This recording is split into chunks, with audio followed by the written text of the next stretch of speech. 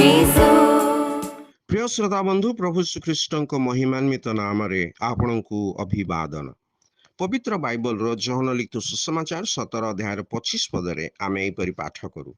हे धार्मिक पिता, जगत तुम्भकु जानी नाही, किंतु मु तुम्भकु जानी अछि। आउ तुम्भे जे मते प्रेरण कल ताहा ए माने जानी अछंती। ईश्वर को कहीं केबे देखी नाही। आउ मनुष्यर पाप हेतु ईश्वर और मनुष्य मध्य एक बृहत व्यवधान सृष्टि होई अछि। पापी मनुष्य निमंते ईश्वर निरूपित दंड होउछे नरक। मनुष्य को दंड रक्षा करने निमंते ईश्वर पुत्र प्रभु श्रीख्रीष्ट देहवंत हेले ओ से अनुग्रह और सत्य परिपूर्ण होई मनुष्य मानक मध्य बास कले। ताहांकठारे संपूर्ण ईश्वरत्व देहवंत होई बास करे। मनुष्य निकटरे से ईश्वर को ताहांक गुण गुड़िकु और ताहांक प्रेम को तथा ताहांक न्यायपरता को प्रकाश कले।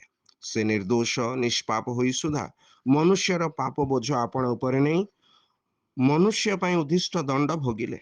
मनुष्यर मृत्यु को आस्वादन कले आउ मृत मानक मध्यरु तृतीय दिवस रे उत्थित हेले। आज जो माने ताहांकठारे विश्वास करंती पुणी ताहांकु निजर प्रभु और त्राणकर्ता रूपे ग्रहण करंती से माने परित्राण प्राप्त हुअन्ति। से माने ताहांकु जानी पारंती और ताहांक महिमा दर्शन करि पारंती।